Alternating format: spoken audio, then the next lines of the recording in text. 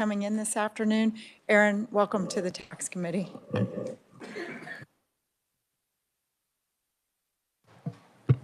Thank you, Madam Chair. I'm Aaron Popelka with the Kansas Livestock Association, and I think I might pick up, and I appreciate the opportunity to share our concerns with this. I might pick up maybe where we left off with John when you're asking about some of the data, because I think I actually put together some data for you to look at and illustrates how some of these shifts might happen. And so I think first, just kind of start with the basics of when we calculate tax liability, we start with the appraised value times your assessment, which is set in the Constitution, times the mill levy. And outside the 21.5 that's set by the state in statute, on average across the state, every county is a little different, but about 83% of the mills are set by local governments. And so those are the ones specifically that we're concerned about when we talk about the shift. Because I don't know, some of you may have worked for or served on local government. It's the budgets of those governments that generate the mills. So the local government passes their budget, the county clerk then adjusts the mills to raise the amount of revenue to fill. And so if we cap appraisals at 3% and the actual appraisal done by the county appraiser is greater, what you've done is you've decreased the assessed value. And so at that point, to compensate and fund the local budgets, the clerk increases the mill to make the budgets work. And so if everybody's taxes, everybody's valuations increase the same percentage, it probably wouldn't be a big deal. But when I started looking at some of the data, and there's a lot of data on PVD's website, we started seeing some classes of property, and we kind of hinted at this earlier, are growing faster than others. In particular, residential right now in the current environment is increasing by more than 3%, while ag, commercial, utilities are not. The other concern as well, the 3% cap only applies to real classes of property. Things like oil and gas, vehicles, boats, are personal property and would not have the cap applied. So in our scenario, if one class of real property goes up by more than 3%, those classes of personal property will get the shift no matter what, because they don't have the cap applied to them. So I went to work when I knew this might be coming up and started collecting data from PVD's website. And I want one word of caution. PVD on their website has some great information, but it's not all the information. They only make certain subclasses available.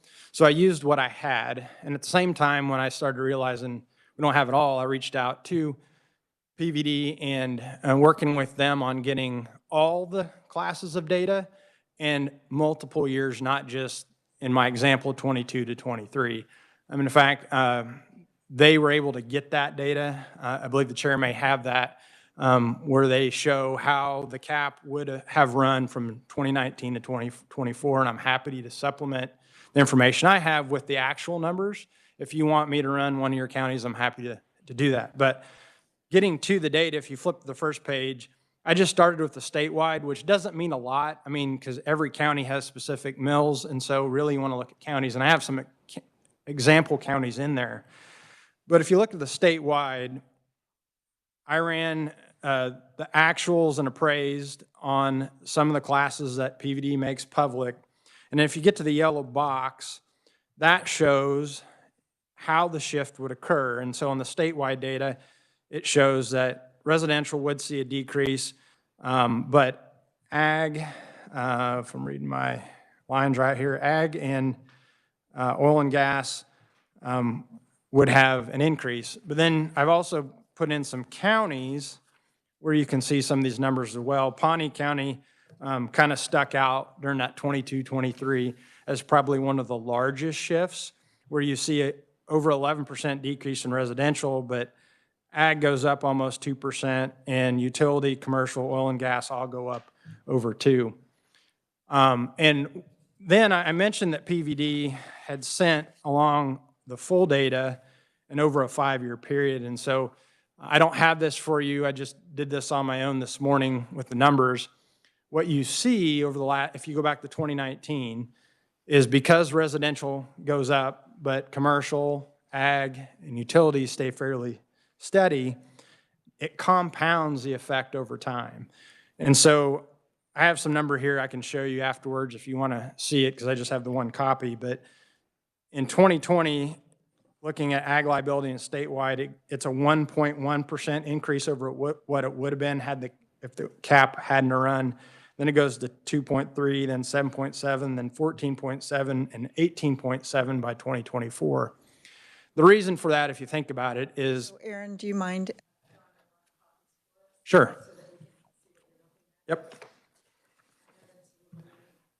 And I'm happy to, if somebody wants to run an individual county, I can do that on a spreadsheet. Yeah, and I've got several questions because your data only looks at 2 years. Yeah. And, Yeah, this data looks going. at 5, so. yeah, but I did a 30-year look back. Yeah. And believe me, there are years that ag is saved Yeah. by this equation. So I think linking on to what Mr. Donnelly was saying this morning, I think the concern in ag, when I first started at KLA is 2012, and we're just at the start of multiple years on the agriculture use value of double-digit increases.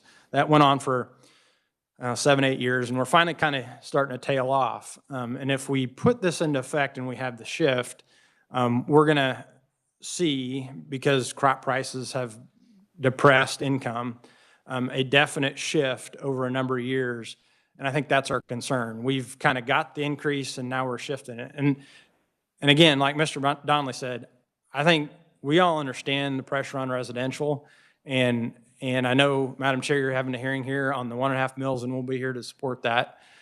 We're just concerned that this is going to increase taxes, not just on honor members, but also commercial and some of the other subclasses. So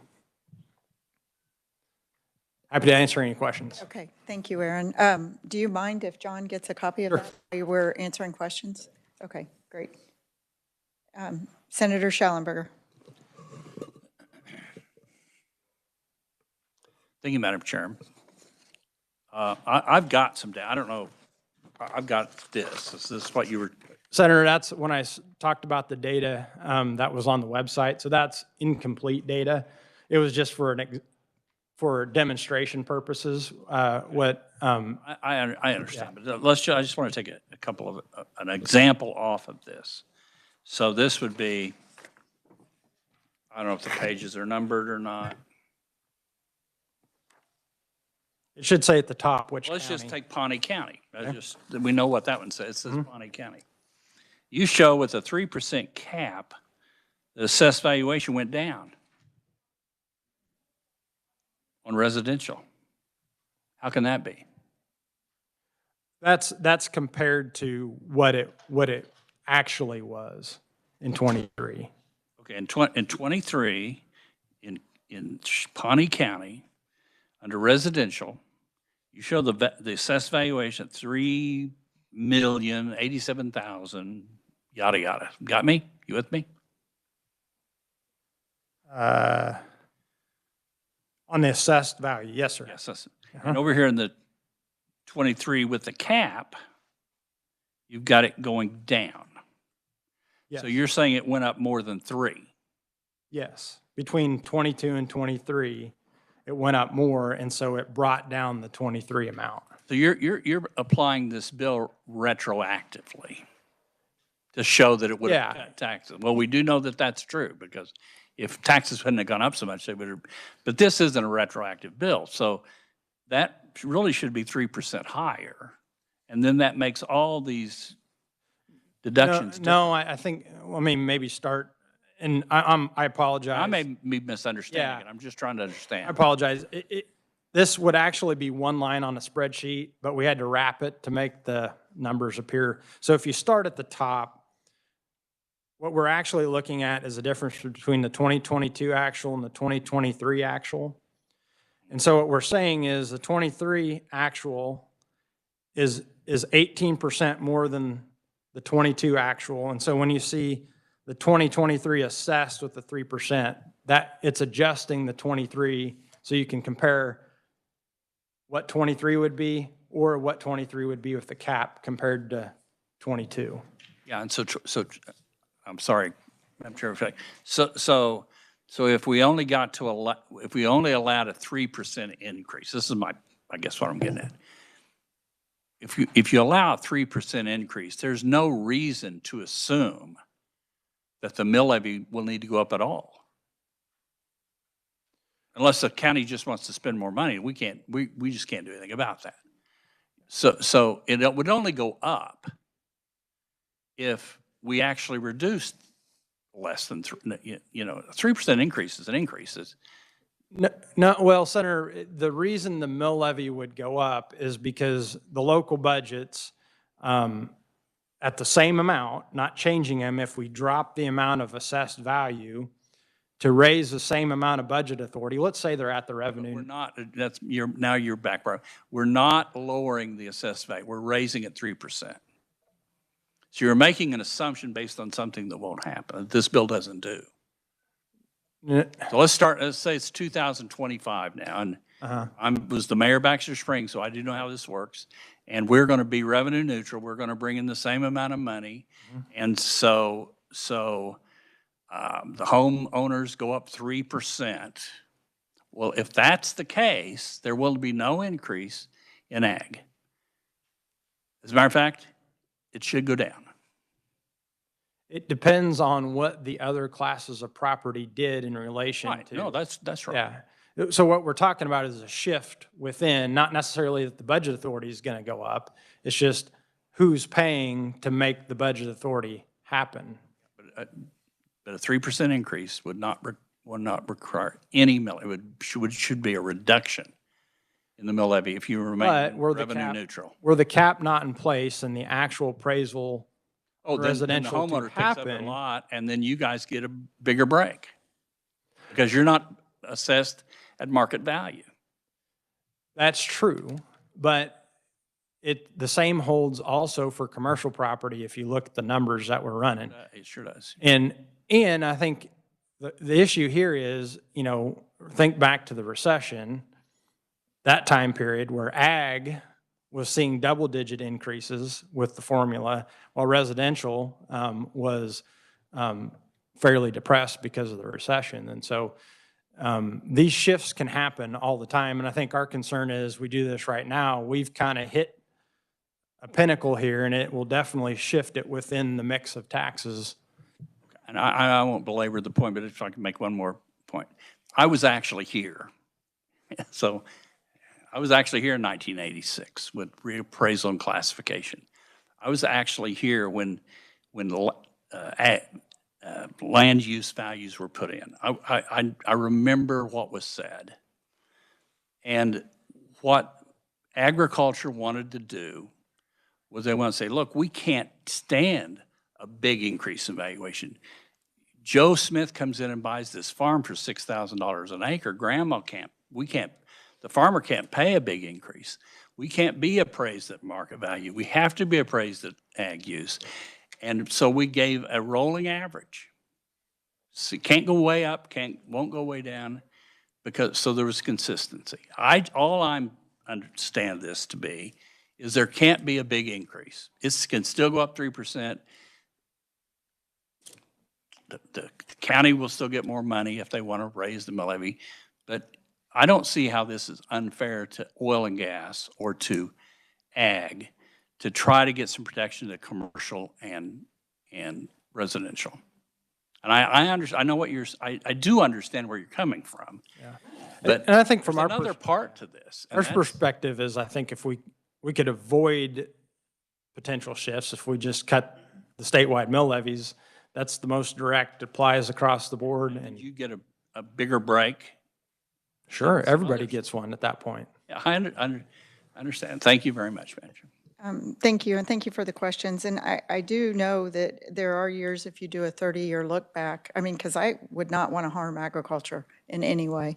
It is one of our biggest industries in the state. It's, my family's made their living for generations in agriculture. But there are years, if you look back, where agriculture had double-digit valuation increases, while residential and commercial were not. And so those would be years that agriculture would be protected under And this. that's certainly the case. I think, and this gets to, I think, the conversation about property taxes in general is, whether we like it or not, it's a tax on wealth, and that's why we hate it, right? And I think if we're doing that, we ought to try to adhere best we can to what the values and understand that we have a different way of estimating the values on ag land.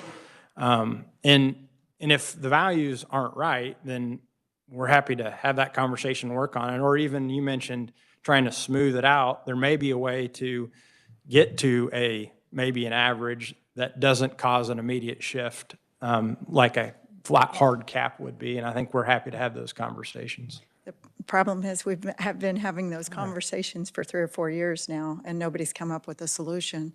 So we can implement this in the meantime, take a good, hard look at how valuations are considered. That's the objective, but I digress. I apologize. Senator Owens. Thank you, Madam Chair. Excuse me. And thank you for being here. And I want to see if I'm understanding your argument correctly, because I still don't think that we've defined what you're calling a shift, or at least it hasn't been defined appropriately in my brain. So let me make sure, let me see if this summarizes it, and if this is how you're defining a shift. Because ag isn't increasing more than 3% a year, but residential is. The benefit applies primarily to residential, and the so-called shift is the percentage of the local government's budget that is going to be made up of ag land versus residential. Is that what you're calling the shift? Yeah, when you calculate actual liability, right, after saying your budgets, and we're having to look back, right, because we can't predict the future.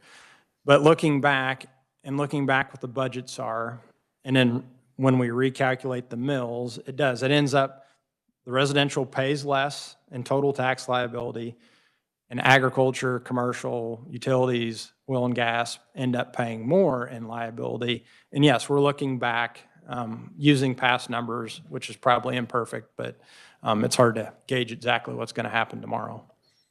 But to clarify, that's simply based on the fact that ag land isn't appreciating as fast as residential.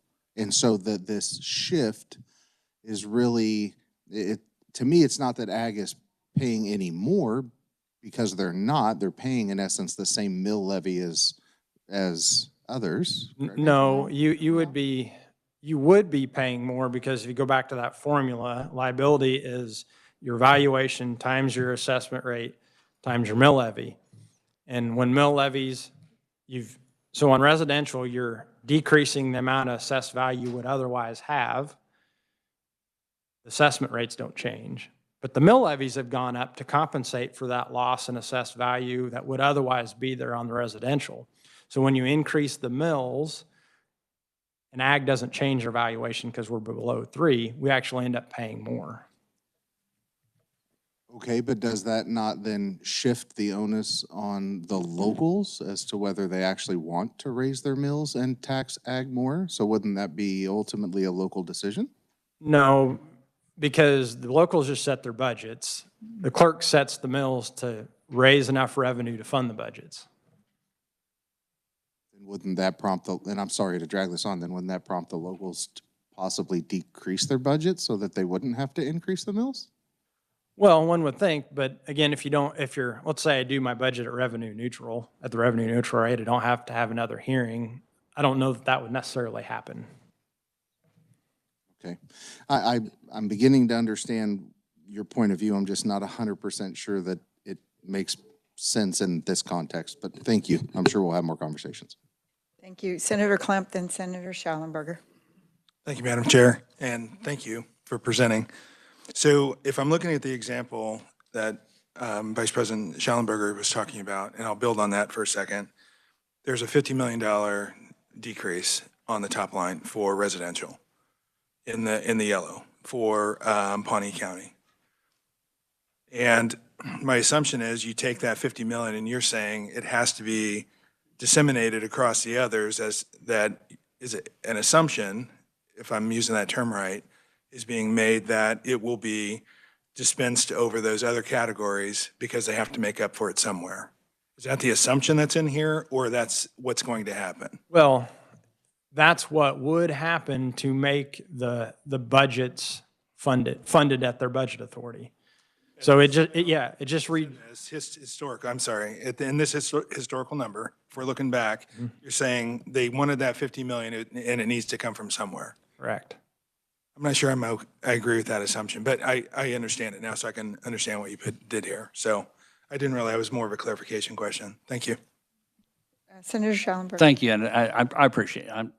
I think this is important, and I'm not, want to be argumentative.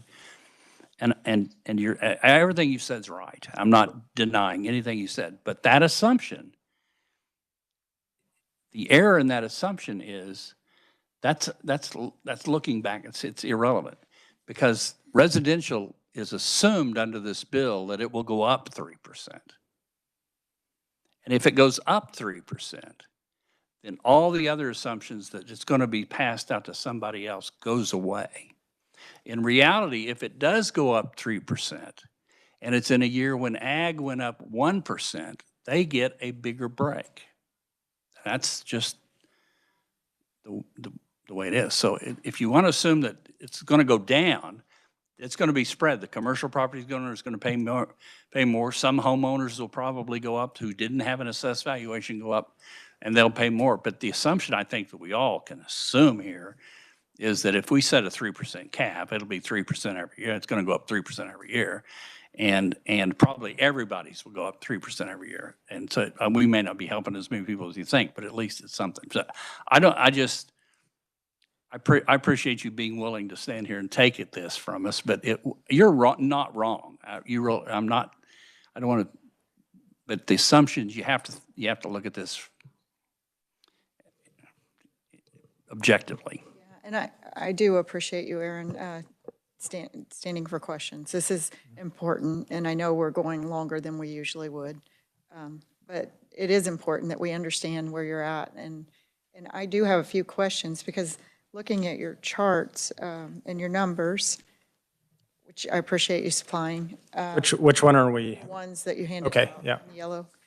Some of the counties, agriculture would actually have a benefit on this.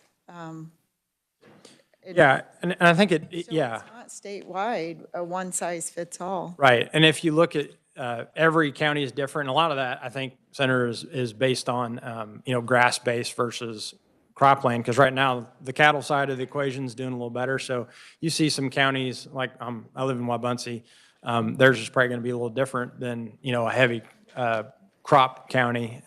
It just kind of depends on the mix. And that's why I provided all the counties so we could see it. Again, I think getting back to our concern is we want property tax relief. Our guys pay a lot of property taxes. We're very asset heavy. We just think that there's probably a better way to do it, more direct way to do it than the cap, so. Yeah, I know it's being referred to as a cap. It's a taxable valuation limit, but no, you're not the only one using that terminology. And if I don't watch myself, I'll end up catching myself do it too. But I do know that you care about more than just Wabaunsee. Like myself, central Kansas, very important to you, and western Kansas, same here. I wouldn't want to harm any of the counties. Committee, any other questions for Aaron? Senator Starnes.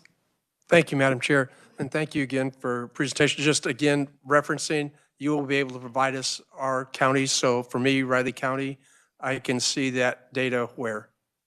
Or you will get that to us? Sure, if you would like to see how this looks like using the past 5 years, just let me know. We'll get together after the meeting. I can email you something on your. Actually, I'm going to make a different request. If you have a county request, I'm going to ask for a 30-year look back. And the data is there because I have the statewide 30-year look back. That's what I used.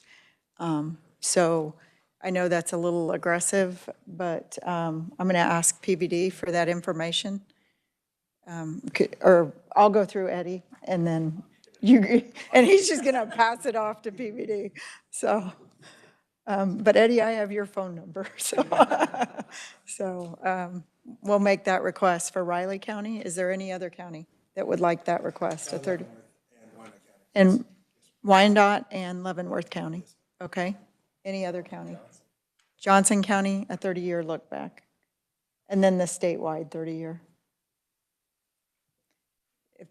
Yeah. I mean, that way we get a full picture of this. If we do implement it, I think it will be in for more than 30 years. So, any other questions, committee? Seeing none. Thank you, Aaron.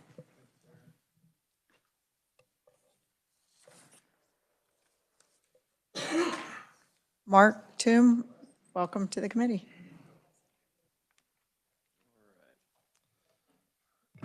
Is it on? Is it on? Okay, good. Madam Chair and members of the Senate Assessment and Taxation Committee, my name is Mark Toom. I'm the Vice President of Governmental Affairs with the Kansas Association of Realtors. Thank you for the opportunity to testify today in opposition to SCR 1603. I first want to thank the chair. You were very gracious with your time to come to our policy committee this summer to talk about this and other tax issues. And I think we had a lively discussion, and we still do have some concerns. I'm also happy to report I do not have a spreadsheet that I'll be referring to. But I just want to mention that we do appreciate in this version, there is language that provides that this is a portable benefit. And I think that was one of our largest reasons to oppose this legislation last year, because I think that would motivate people to not really want to sell. And the longer they're in their houses, the longer they own that, the less likely they would be to actually dispose of that property. There is a concern that remains about some of the definitions, and some of those details of portability are still certainly to be defined by future legislative action. And so that does create some concern. But we hope that we have a property tax system that is fair. And if you look at review testimony from past versions of this amendment, and even some of the proponents from this morning, there's a lot of support for this amendment with the belief that this will reduce property taxes.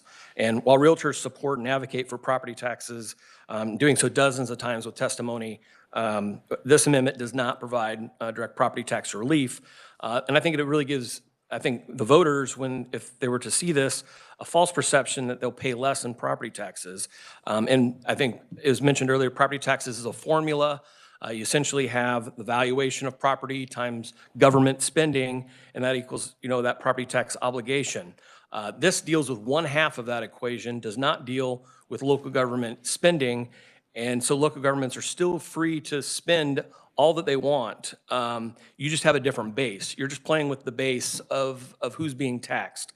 And I think that one thing that we also see with this proposal is the similar situated individuals. I think that Senator Corson brought that up this morning. If you had two situations where you had two houses, I think it would disadvantage that first-time home buyer who would have to pay the full freight, full assessed valuation, where somebody who was in that house for a longer period of time would receive a deeper discount.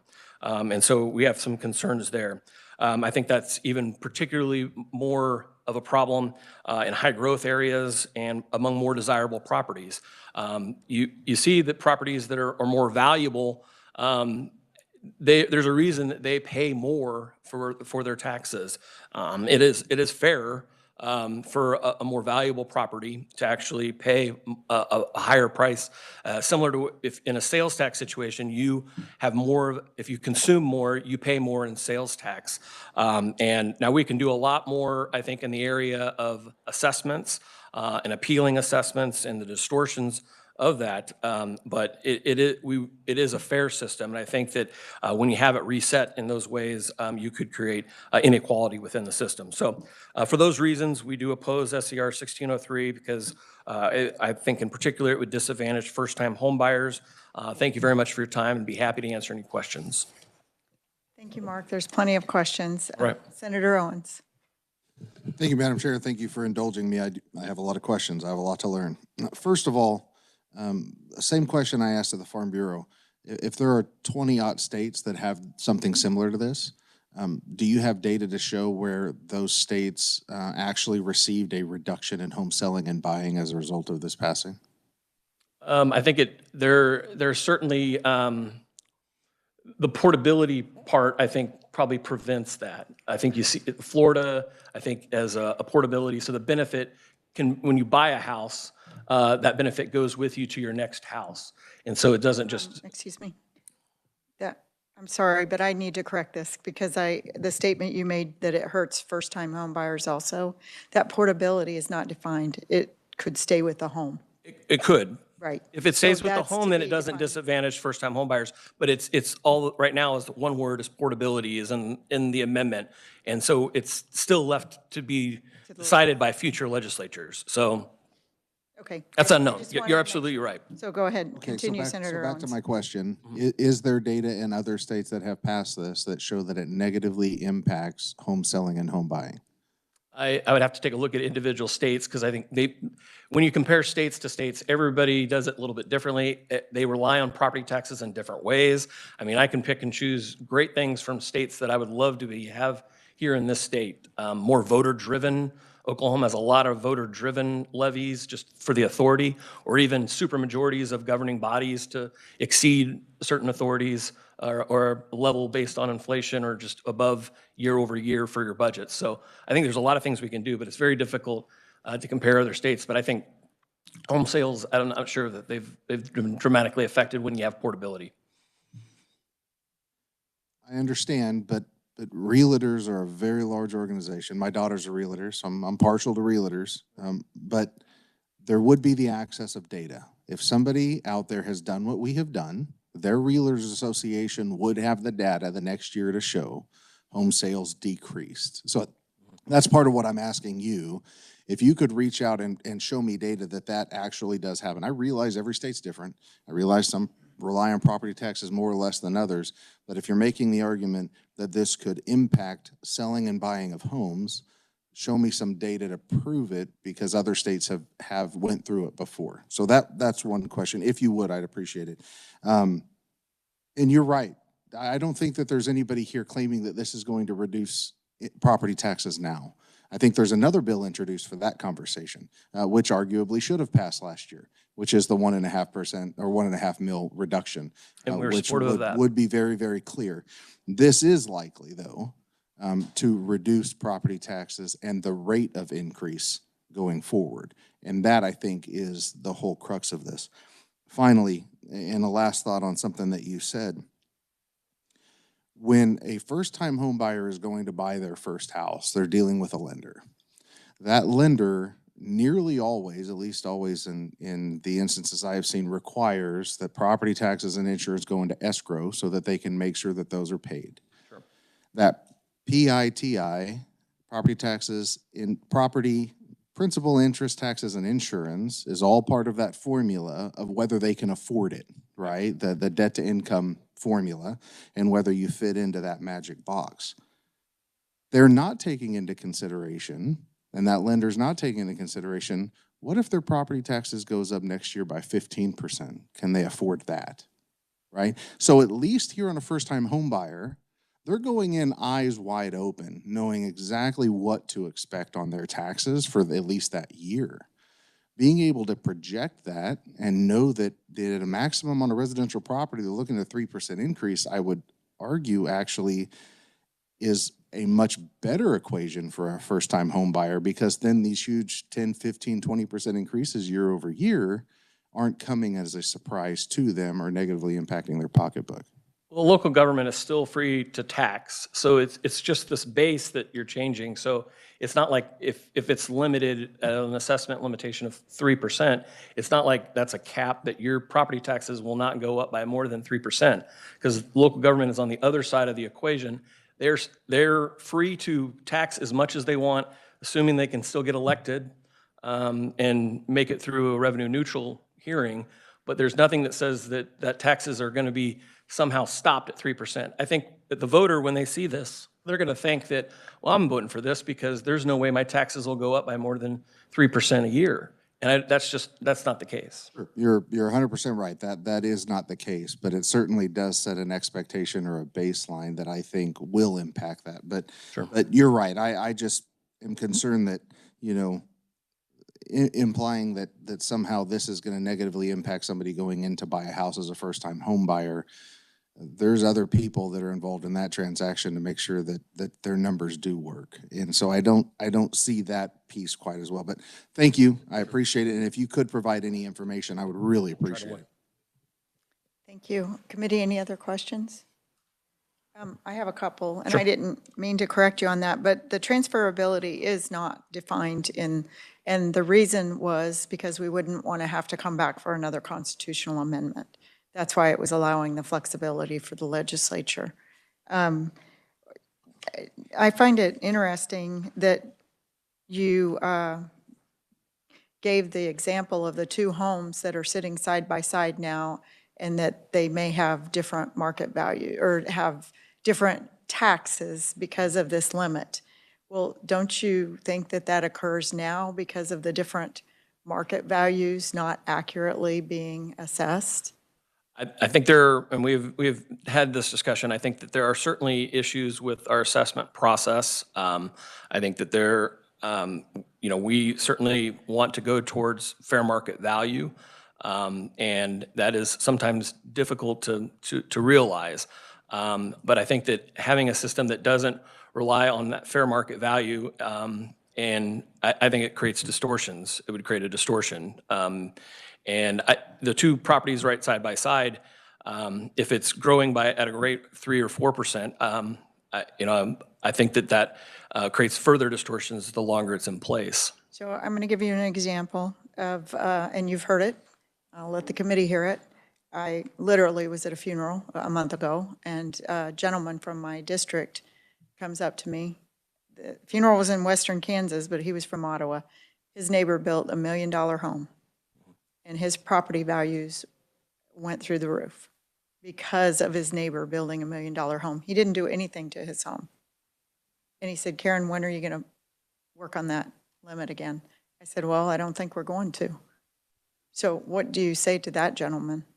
Well, if his home is not valued at that, I mean, I think there's more things. Being taxed out of his home because his neighbor built. Could he sell it for that amount?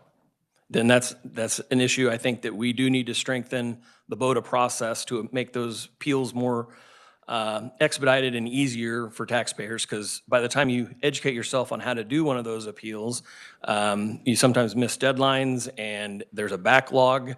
It's complicated. You might have to hire professional staff. I think there should be a simpler process to do that, because if you disagree with the value of it and you can't sell it for that, then there should be a process, a mechanism to correct that. Thanks. I think you just helped our argument. Committee, any other questions? Okay.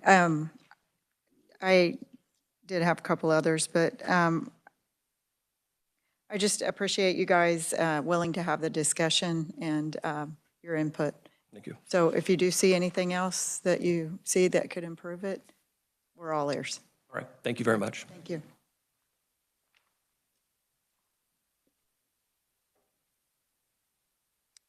Committee, that is all of the opponents. Is there anybody else that would like to testify as a proponent? Seeing none, is there anybody that would like to testify as an opponent? Okay. We are a lot of leeway today. Yeah, You know better to get your testimony in, so thank you. I submitted it yesterday. I don't know what, I noticed when it wasn't on the table, I got a little Can you state bit. your name? Nathan Kessler, I'm with Kansas Action for Children. So it's written only? Right, but you're listed as written only. So please. Okay, well, thank you for allowing me to come up here and speak. I really appreciate it. And this is my first time, so I would urge the committee to be easy with me. So I am in perfect agreement with, I think, everybody here that high property taxes are a great problem for residents across the state. However, I do rise in opposition to SCR 1603 because while it is proposed with good intentions, it is a distortionary government intervention into the free market that would have severe consequences for the real estate and population mobility in Kansas. All this while doing little to actually ease tax burdens. California enacted similar legislation for a similar reason in 1978 through a constitutional amendment called Proposition 13. The long-term impact has been to lock homeowners into a residence while locking out subsequent generations. This has a profound impact on young families trying to move into or out of a starter home, as well as empty nesters looking to downsize. Because the law binds property taxes to time of purchase instead of actual value, Residents are unwilling or unable to move into the state or within the state because doing so may result in a significant property tax hike.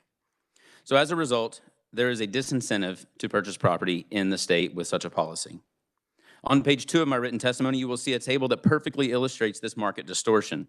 As seen in the table, Warren Buffett paid 5 times the property tax on a house worth half as much. That is a 10x multiple on the rate, simply because the houses were bought 20 years apart. In Buffett's own words, you can draw certain conclusions from that. An alternative to the proposed measure to limit valuation growth would be to consolidate and broaden Kansas's existing circuit breaker laws. Michigan's homestead credit offers a model that could easily be adapted for Kansas so that residents receive the relief they need without a risky constitutional amendment that will be difficult, if not impossible, to undo when the consequences become apparent. The success of Michigan's homestead property tax credit is reflected in the data. The chart on the second page of my testimony shows that Michigan has an owner-occupied housing unit rate 7 percentage points higher than in Kansas, despite a lower median household income and higher median home values. This is made possible partially because of the relief offered to low and middle income residents by Michigan Circuit Breaker. We can and should do more to provide tax relief to struggling Kansans, but limiting valuation growth is akin to rent control in New York City or capping the price of corn during a drought. Instead, the Kansas Homestead Property Tax Relief Credit could be reformed so that we provide relief without manipulating the Kansas real estate market and dooming future generations to heavy tax burdens based on nothing more than when they were able to afford a home. I would therefore urge you to reconsider moving forward and making the same mistake that California did in 1978. I'm now happy to stand for any questions. And I apologize. John found that you had submitted verbal.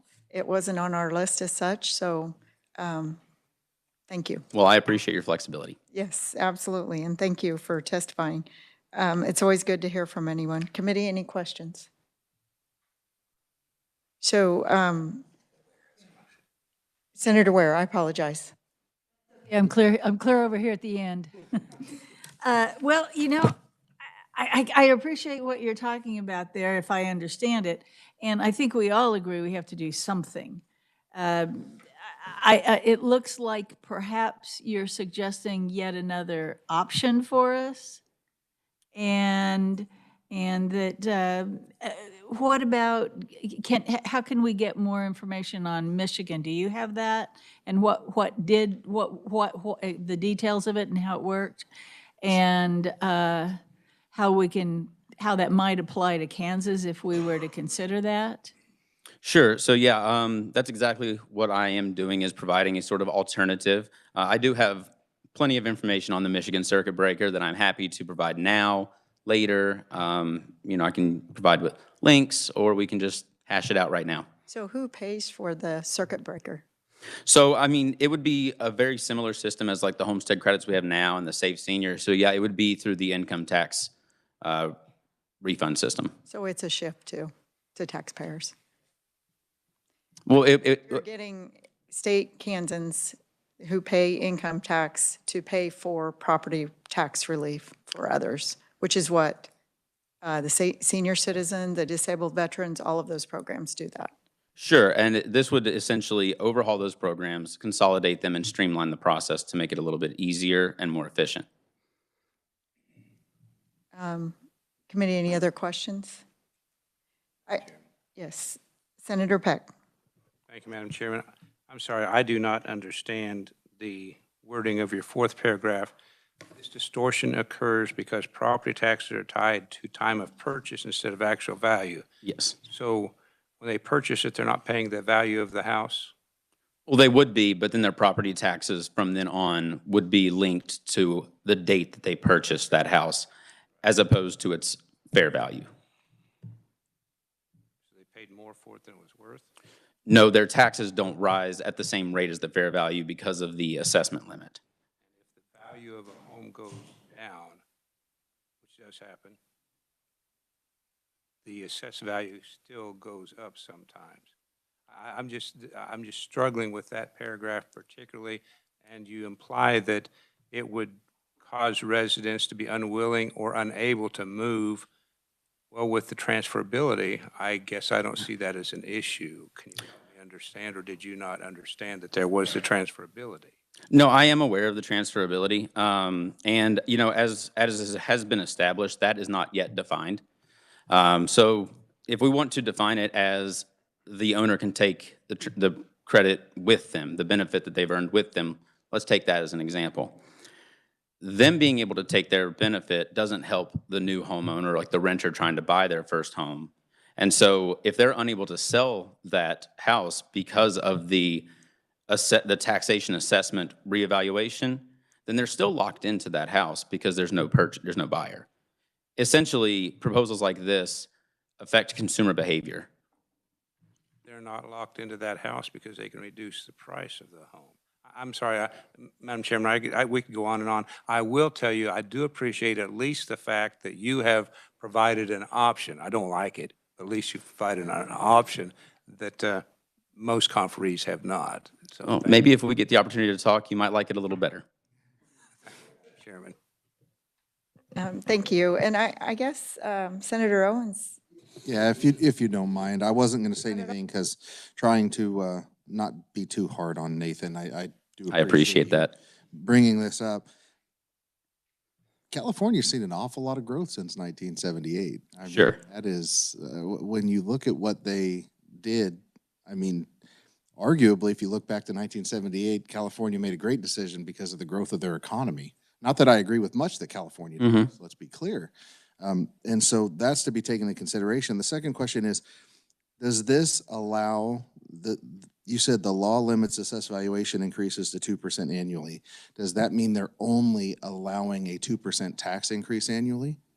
It's very similar to what we have here with the valuation assessment, the taxable valuation. Do their cities and counties still have the ability to raise their mill levy to adjust their budgets? Yes. Okay, so you're telling me that this example that you use still takes into consideration that counties and cities could increase their mill levies? Yes. In California? Yes. And on the issue, on the point about California's economic growth, yes, that's absolutely true. They have a booming tech industry. They have the coast. They have a lot of amenities that people find desirable.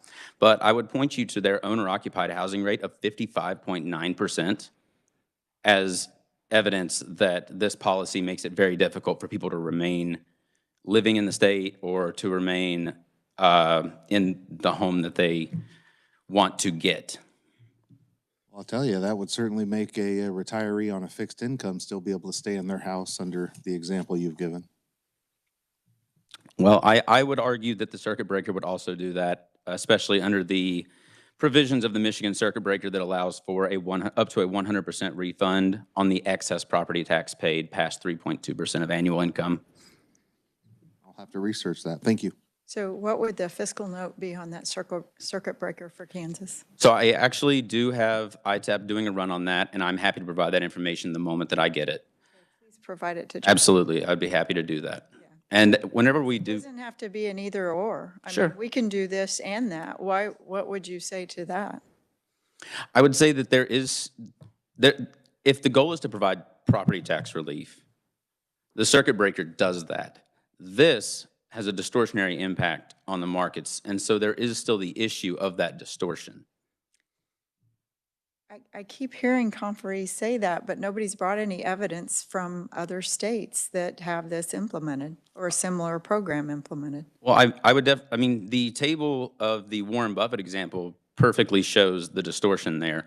The property that he purchased in the 1990s is adjacent. I believe it even shares a yard with the property purchased in the 70s.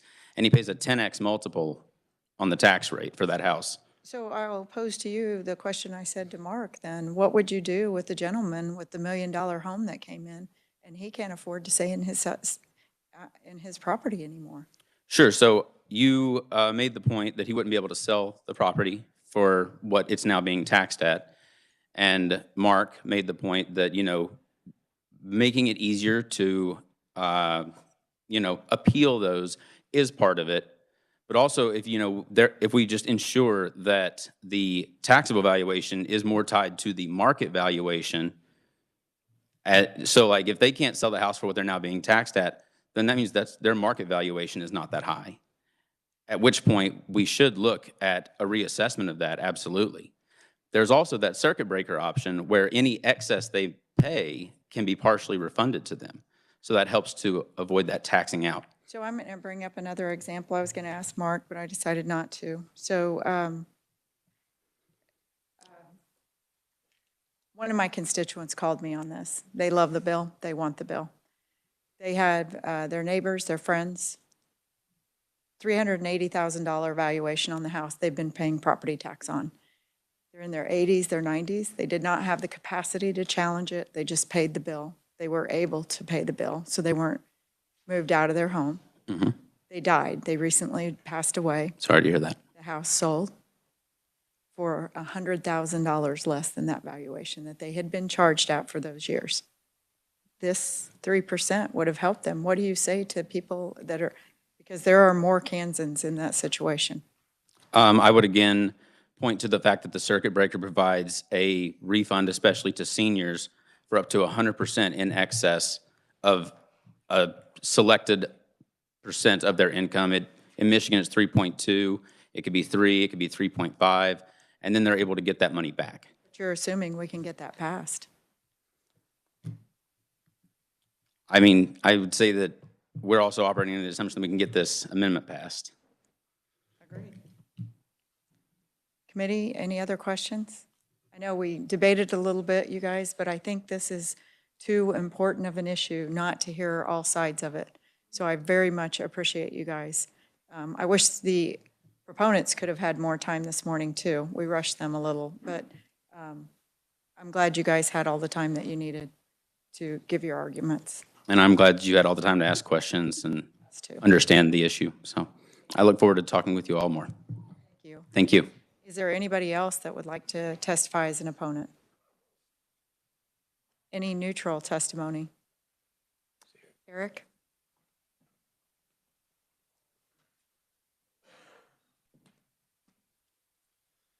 Thank you, Madam Chair and committee members. Good afternoon. Eric Stafford with the Kansas Chamber of Commerce. We are neutral on this bill. I'm disappointed in our professional colleagues for not sticking around this afternoon like we sat through their comments this morning, but we will deal with that later. Also, first time testifying this year. I'll try not to pull a hamstring walking the tightrope as a neutral conferee. So as I stated, we are neutral, and I'll try to be quick. The hour's late in the day, but I'll point to the graph on our testimony regarding the sentiment from our CEO poll this year that was conducted late November, early December. And just again for background, we like to use the data from this poll. Our CEO poll that's conducted every year, 2004 was the first year. It is of 300 businesses across the state. It is a blind survey, so we don't know if they're members, we don't know if they're not members, but it's intended to be an industrial and geographical representation of the state of Kansas as well as the size of employers across the state. So when you look through our legislative agenda, they break down the number of employees, and I think it's probably upper 80s in terms of the percentage of employees that have 10 or fewer employees for those employers. But as you can see, property tax, we ask every year, would you rather, do you prefer to increase, decrease, or keep the same property tax, income tax, sales tax? And the property tax this year, the respondents said 79% would prefer that property taxes be decreased. So there is definitely strong sentiment among the Kansas business community that property taxes are too high. We are assessed at 25% versus 11.5% for residential. So there is strong sentiment there. So I don't want that to go unnoticed, and we are supportive of property tax relief for the business community. This committee has done a lot of good work over the last 10 years or so on property tax, what I would call structural policy changes, the statutory policy changes, the Board of Appeals process, mailing notifications and electronic notifications, what's taxable, what's not taxable. So there has been a lot of good work on that, and I don't think that should go unnoticed, and I think there's still a lot more to be done.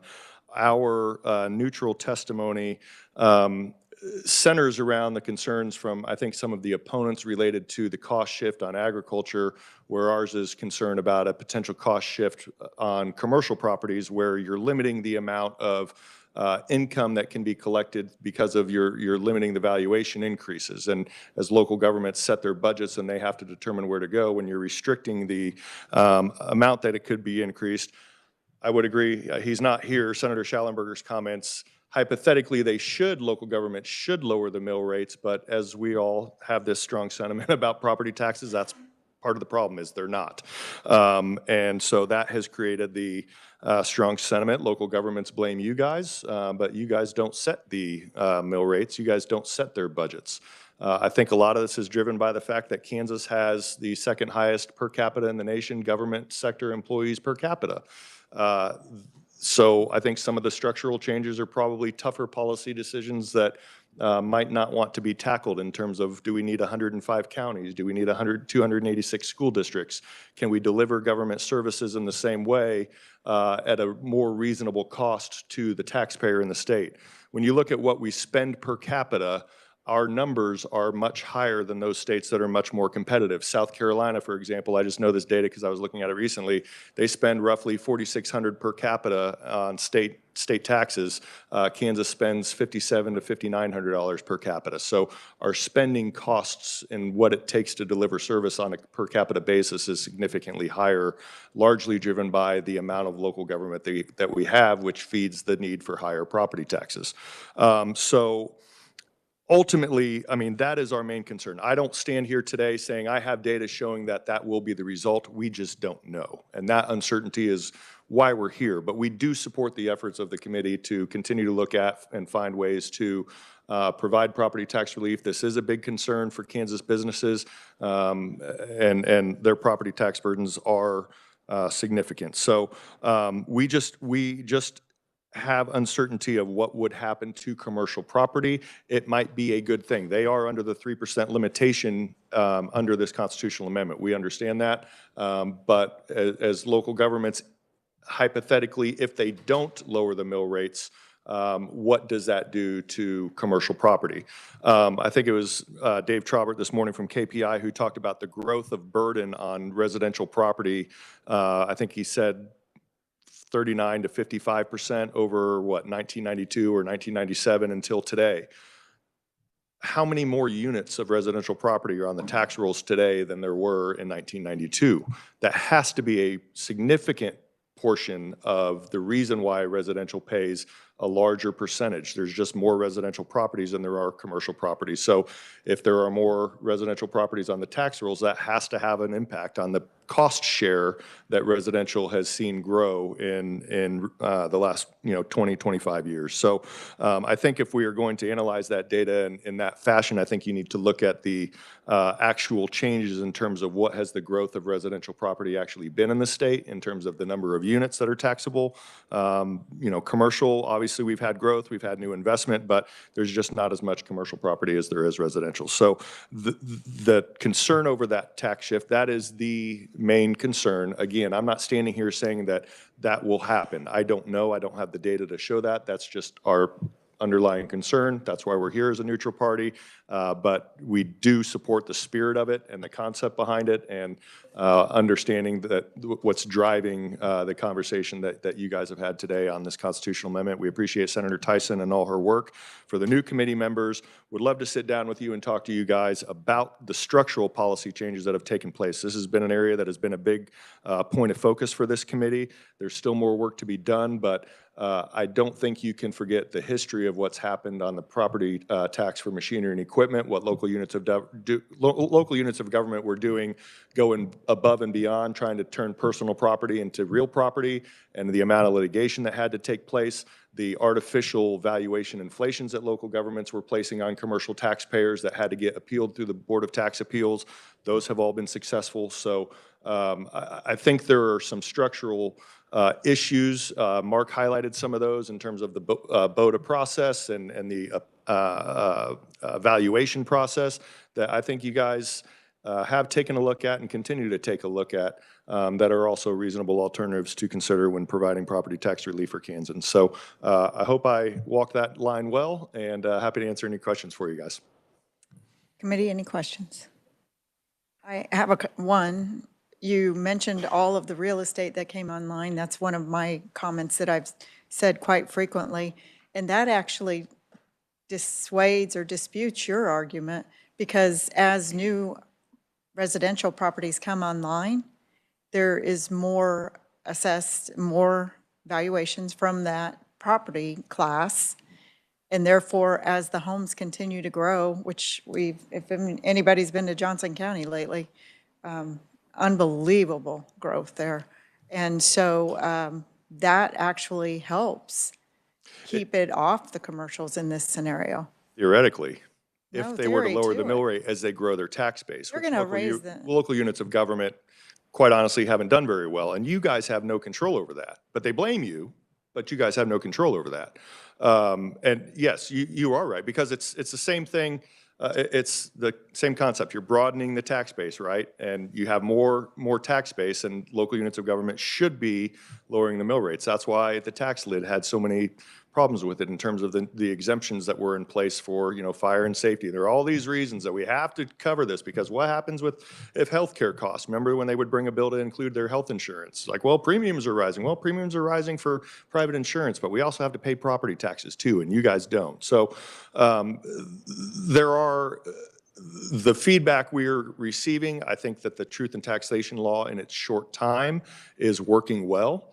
I look forward to seeing what happens over probably a 10-year period, to be able to look to see, has that law that was passed in 2021 slowed the growth of increases on property taxes for the state? I think the answer ultimately is going to be yes, but it doesn't take care of the issue that exists today, which is the 30 years before, where property taxes have so far significantly exceeded inflation and population growth. That is a problem, but I don't know how you undo that. But that will continue if we don't address the current system. Potentially, but again, I think the truth in taxation law could, I don't know if it's going to necessarily continue to the level that it had before. That's just time will tell, right? But, and again, I don't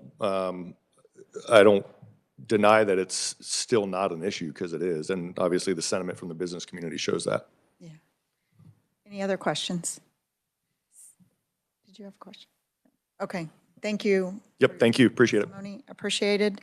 Committee, I'm going to draw your attention to written only opponents: City of Olathe, City of Overland Park, Brad Eldridge, Leah Filter, Timothy Graham, and that was it. Nathan was in person, so thank you.